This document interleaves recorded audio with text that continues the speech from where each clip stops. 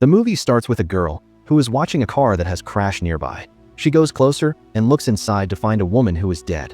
She checks the woman's fingers and finds a temple ring with a cross-like symbol on it and secretly takes it. The next day, private investigator Honey is called to the crash site and meets Detective Marty. She examines the dead body and recognizes that it is Mia, a prospective client who had asked to meet her that day, but she chooses not to reveal her identity to Marty. She leaves from there and goes to meet Mia's boyfriend, Siegfried. She invites him into her office, and Siegfried reveals that his girlfriend is cheating on him and he is sure she is seeing someone. Honey says she already knew about Mia's affair and that if he had paid her $100 earlier, she would have talked with them and settled the matter. After a brief talk with Siegfried, Honey visits her sister Heidi and her nieces and nephews, including the rebellious teenager Corinne. Honey brings some grapes, but Heidi tells her that the children won't eat anything that isn't yellow. As the two sisters are talking, Corinne's boyfriend arrives in a pickup truck and she leaves with him. Then, the movie shifts to Drew, a drug dealer and president of the Four-Way Temple, who is in an intimate moment with one of his congregation members. He is suddenly interrupted by his henchman, Shuggy, who informs him that one of their drivers has overdosed on their product and is frothing at the mouth like a rabid dog. Drew and Shuggy go outside and see that the man is already dead, with his body being dragged away by the man's father. The next day, Honey goes to a bar where Mia works. The bar owner, Gary, tells Honey about a woman who recently died in what police are calling a car accident. Gary admits he was angry at her for skipping work earlier in the week, but now feels guilty after learning she is dead. Honey explains that the woman had actually reached out to her, saying she was afraid of something the police couldn't help her with. They were supposed to meet after her shift, but she never made it. Gary insists he didn't know her well, she barely worked for him.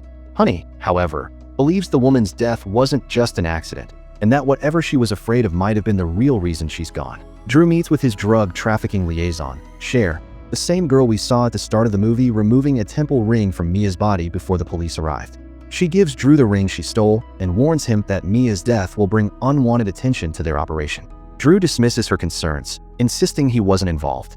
He says that if someone happens to die in an accident, it has nothing to do with their business and it's not going to ruin his life. Meanwhile, Honey goes to the police station and asks Marty for Mia's home address. Marty directs her to another officer, Mary, who provides the address. Honey then visits Mia's home and speaks with Mia's mother.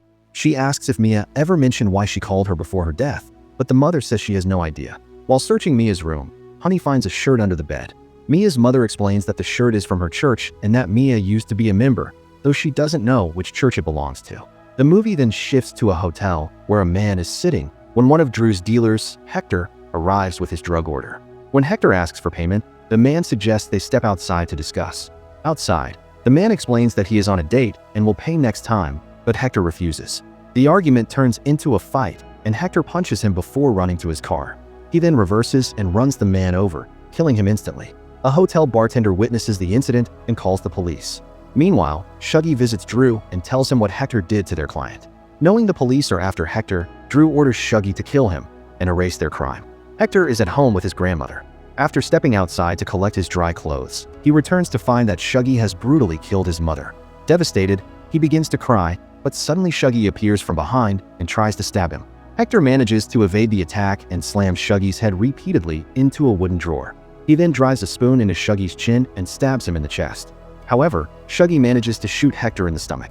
As Shuggy kneels down to grab a small object, Hector strikes him with an iron and then shoots him multiple times, finally killing him. Meanwhile, Siegfried is crying in Honey's office, where it is revealed that the man Hector killed at the hotel was actually Siegfried's boyfriend. Honey informs him that his boyfriend had been on a date with someone else that night. Siegfried asks who the other person was, but Honey admits she doesn't know and promises to call him if the police discover anything. That night, Honey goes to a bar and runs into Officer Mary. They share a drink, their conversation turns flirtatious, and they start pleasuring each other even at the bar. Later, the two ends up at Honey's place and share an intimate moment together. The next morning, Corinne arrives bruised and beaten by her boyfriend. Honey comforts her and tells her not to see him again. Meanwhile, Drew is with two congregants at his place hooking up when Hector shows up with a gun, seeking revenge. However, Hector hesitates when he sees Drew with the two women and fires blindly at the bed, only to realize they aren't there. Suddenly, Drew strikes him with a tool and then shoots him, killing him instead. The next day, while at work, Corinne notices an old man who has been sitting there for 3 hours. Meanwhile, Honey meets with Drew and questions him about Mia. Drew, however, deflects and justifies his actions, claiming he uses his position to prey on vulnerable young women in order to help them. Honey leaves and goes back to her place, where she shares another intimate moment with Mary. Afterward, they open up about their pasts, with Mary revealing that her father used to hit her, an abusive father was killed in combat overseas. Honey also shares her story. Her father left the house and might be somewhere to hook up with other girls. From then on, their bond grows stronger. Meanwhile, after finishing work and heading home, Corinne notices the same old man at the bus stop. He tells her that he loves her. Frightened, Corinne runs away. The next day, while Honey is at her office, her sister Heidi calls to tell her that Corinne never came home and has been missing since the previous day. Alarmed, Honey rushes to Corinne's boyfriend Mickey's house, where she brutally beats him and demands to know Corinne's whereabouts. She even points a shotgun at him, asking when he last saw her. Mickey insists he hasn't seen her for 2 days. Honey then steps outside and breaks the shotgun before heading home to inform Heidi that Corinne is not at Mickey's place. Suddenly, there's a knock at the door. When she opens it, the same old man who had been following Corinne appears, repeating the same phrase, "I love you," just as he said to Corinne earlier. Honey invites him inside, where it is revealed that the old man is actually her father, who is trying to reconnect with her and Heidi. The father apologizes for hitting them in the past and explains that he is trying to reconnect with Corinne and her mother, Heidi. Honey asks when he last saw Corinne, and he replies that he saw her at work and later at the bus stop. He wanted to speak with her, but she ran away when she saw him. Determined, Honey goes to the places her father mentioned and starts asking the locals about Corinne, showing them her picture, but she finds nothing. She then arrives at the bus stop, where she notices a 4-way temple sticker on the bus. When Honey arrives at her office, she calls Marty, who shares shocking news. He reveals that Mia did not die in a car accident. Instead, she was stabbed first and then placed in the car to make it look like an accident. Marty adds that the other recent deaths, including Hector's grandmother and Shuggy, are also connected to the case. He explains that Shuggy worked in a church and that both his body and Hector's grandmother's death have been linked to the temple. Meanwhile, Drew is with Cher having romance. After they are done, Cher coldly ends their partnership and shoots him dead. At the same time, Honey arrives outside Drew's temple and sees Cher leaving on a scooter. She decides not to go inside and instead heads off to the police station to meet Marty. Honey informs Marty that there is suspicious activity going on at Drew's temple and insists they need to search it. Marty coldly rejects the idea, saying there is no reason to investigate. Unconvinced, Honey decides to meet with Mary, hoping she can help her instead. Honey arrives at Mary's family home and shares the news about Corinne's disappearance. Suddenly, Mary admits that her father did not die in combat overseas. She killed him herself. As Mary reveals this dark truth, Honey begins to suspect that Mary might be involved in Corinne's disappearance. Her suspicion grows when she notices 2 cups of tea prepared in the kitchen, even though Mary had no idea Honey was coming.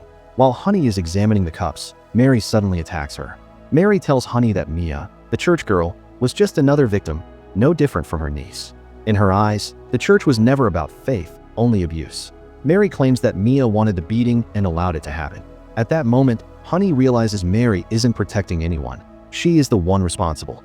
Suddenly, Mary stabs Honey with a knife, but Honey slams a metal kettle directly into her face. Mary then reaches for her pistol, but Honey already has it. She shoots Mary twice in the chest, killing her, before collapsing herself. Honey awakens in an ambulance, having been rescued along with Corinne and her sister, Heidi.